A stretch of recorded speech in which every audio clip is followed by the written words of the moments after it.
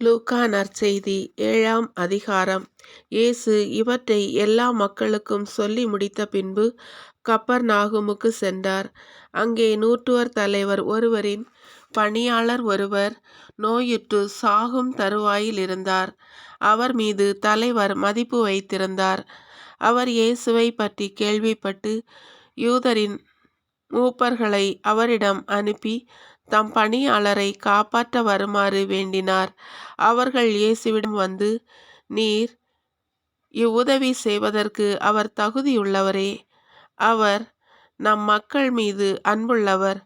எங்களுக்கு ஒரு தொழுகை கூடமும் கட்டி தந்திருக்கிறார் என்று சொல்லி அவரை ஆர்வமாய் அழைத்தார்கள். இயேசு அவர்களோடு சென்றார்.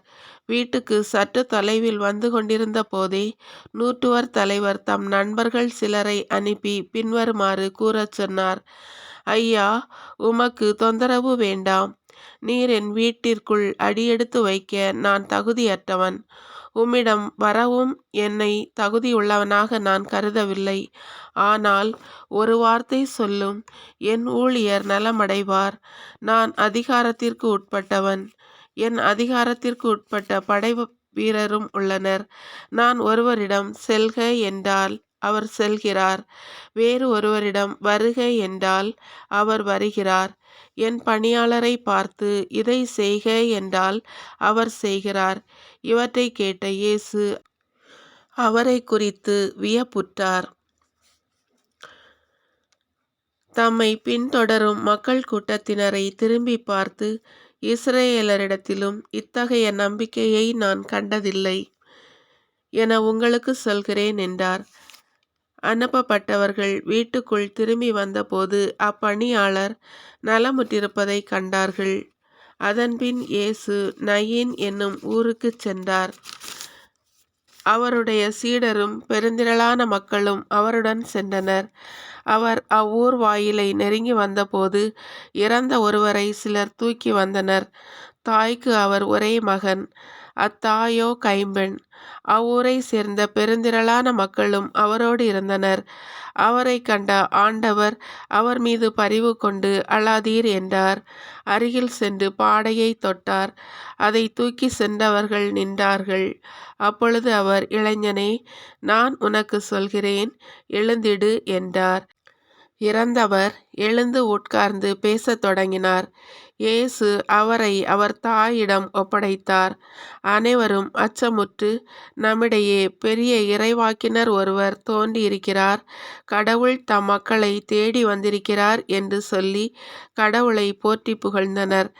அவரை பற்றிய இச்செய்தி யூதேயா நாடு முழுவதிலும் சுற்றியுள்ள பகுதிகளிலும் பரவியது. யோவானுடைய சீடர் இவற்றையெல்லாம் அவருக்கு அறிவித்தனர்.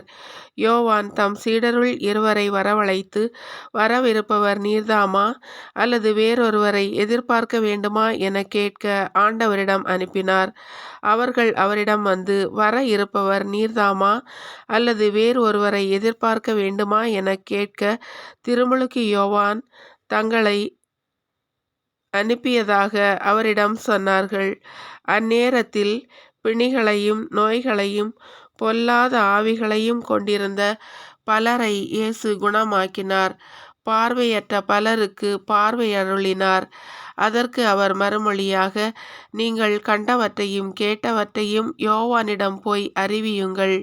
பார்வையற்றோர் பார்வை பெறுகின்றனர், கால் ஊனமுற்றோர் நடக்கின்றனர், தொழுநோயாளர் நலமடைகின்றனர், காது கேளாதோர் கேட்கின்றனர், இறந்தோர் உயிருடன் எழுப்பப்படுகின்றனர், ஏழைகளுக்கு நற்செய்தி அறிவிக்கப்படுகின்றது. என்னை தயக்கமின்றி ஏற்றுக்கொள்வோர் பேறு பெற்றோர் என்றார். யோவானிடம் வந்த தூதர்கள் திரும்பிச் சென்ற பிறகு இயேசு மக்கள் கூட்டத்திடம் யோவானை பற்றி பேசத் தொடங்கினார். நீங்கள் எதை பார்க்க பாலை நிலத்திற்கு போனீர்கள்? காற்றினால் அசையும் நாணலையா? இல்லையேல் யாரை பார்க்க போனீர்கள்? மெல்லிய ஆடை அணிந்த ஒரு மனிதரையா? பளிச்சிடும் ஆடை அணிந்த செல்வச் செழிப்பில் வாழ்வோர் அரச மாளிகைகளில் அல்லவா இருக்கின்றனர். பின்னர் யாரைத்தான் பார்க்க போனீர்கள்? இறைவாக்கினரையா? ஆம், இறைவாக்கினரை விட மேலானவரையே என நான் உங்களுக்கு சொல்கிறேன். இதோ என் தூதனை உனக்கு முன் அனுப்புகிறேன். அவர் உமக்கு முன் உமது பழியை ஆயத்தம் செய்வார் என இவரை பற்றித்தான் மறைநூலில் எழுதப்பட்டுள்ளது. மனிதராய் பிறந்தவர்களுள் யோவானை விட பெரியவர் ஒருவரும் இல்லை. ஆயினும் இறையாட்சிக்கு உட்பட்டோருள் மிக சிறியவரும் அவரினும் பெரியவரே என நான் உங்களுக்கு சொல்கிறேன். திரண்டிருந்த மக்கள் அனைவரும் வரி தண்டுவோரும் இதை கேட்டு கடவுளுடைய நீதி நெறியை ஏற்று யோவானிடமிருந்து திருமுழுக்கு பெற்றனர். ஆனால் பரிசேயரும் திருச்சட்ட அறிஞரும் அவர் கொடுத்த திருமுழுக்கை பெறாது தங்களுக்கென்று கடவுள் வகுத்திருந்த திட்டத்தை புறக்கணித்தார்கள். பின்னர் இயேசு, இத்தலைமுறையின் மக்களை யாருக்கு ஒப்பிடுவேன்? இவர்களை யாருக்கு ஒப்பிடுவார்கள்? இவர்கள் சந்தை வெளியில் உட்கார்ந்து ஒருவரை ஒருவர் கூப்பிட்டு, நாங்கள் குழல் ஊதினோம், நீங்கள் கூத்தாடவில்லை, நாங்கள் ஒப்பாரி வைத்தோம், நீங்கள் அழவில்லை என்று கூறி விளையாடும் சிறு பிள்ளைகளுக்கு ஒப்பானவர்கள். எப்படியெனில் திருமுழுக்கு யோவான் வந்தார். அவர் உணவு அருந்தவும் இல்லை, திராட்சை மது குடிக்கவும் இல்லை, அவரை பேய் பிடித்தவன் என்றார்கள். மானிட மகன் வந்துள்ளார், அவர் உண்கிறார், குடிக்கிறார். நீங்களோ இம்மனிதன் பெருந்தீனிக்காரன், குடிகாரன், வரி தண்டுவோருக்கும் பாவிகளுக்கும் நண்பன் என்கிறீர்கள். எனினும் ஞானம் மெய்யானது என்பதற்கு அதை ஏற்றுக்கொண்டோரின் செயல்களே சான்று என்றார். பரிசேயருள் ஒருவர் இயேசுவை தம்மோடு உண்பதற்கு அழைத்திருந்தார். அவரும் அந்த பரிசேயருடைய வீட்டிற்கு போய் பந்தியில் அமர்ந்தார். அந்நகரில் பாவியான பெண் ஒருவர் இருந்தார். இயேசு பரிசேயருடைய வீட்டில் உணவு அருந்தப் போகிறார் என்பது அவருக்கு தெரிய வந்தது. உடனே அவர் நறுமண தைலம் கொண்ட படிகச் சிமிழ் கொண்டு வந்தார். இயேசுவுக்கு பின்னால் கால்மாட்டில் வந்து அவர் அழுது கொண்டே நின்றார். அவருடைய காலடிகளை தம் கண்ணீரால் நனைத்து தம் கூந்தலால் துடைத்து தொடர்ந்து முத்தமிட்டு அக்காலடிகளில் நறுமண தைலம் பூசினார். அவரை அழைத்த பரிசேயர் இதை கண்டு, இவர் ஓர் இறைவாக்கினர் என்றால் தம்மை தொடுகிற இவள் யார், எத்தகையவள் என்று அறிந்திருப்பார். இவள் பாவியாயிற்றே என்று தமக்குள்ளே சொல்லிக் கொண்டனர். இயேசு அவரை பார்த்து, சீமோனே, நான் உமக்கு ஒன்று சொல்ல வேண்டும் என்றார்.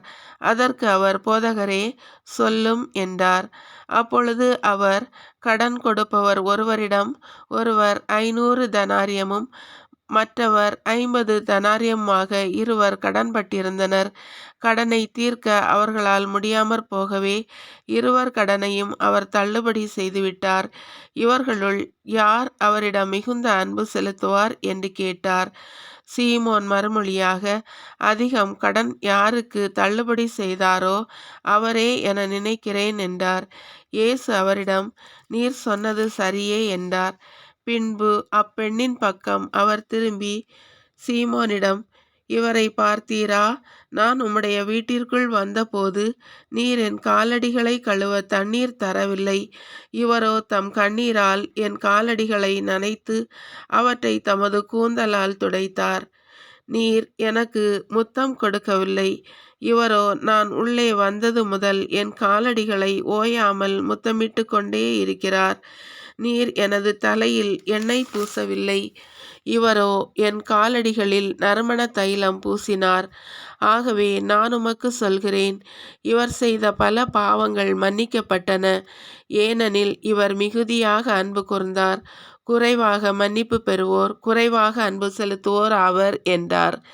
பின்பு அப்பெண்ணை பார்த்து, உம் பாவங்கள் மன்னிக்கப்பட்டன என்றார். பாவங்களையும் மன்னிக்கும் இவர் யார் என்று அவரோடு பந்தியில் அமர்ந்திருந்தவர்கள் தங்களுக்குள் சொல்லிக் கொண்டார்கள். இயேசு அப்பெண்ணை நோக்கி, உமது நம்பிக்கை உம்மை மீட்டது, அமைதியுடன் செல்க என்றார்.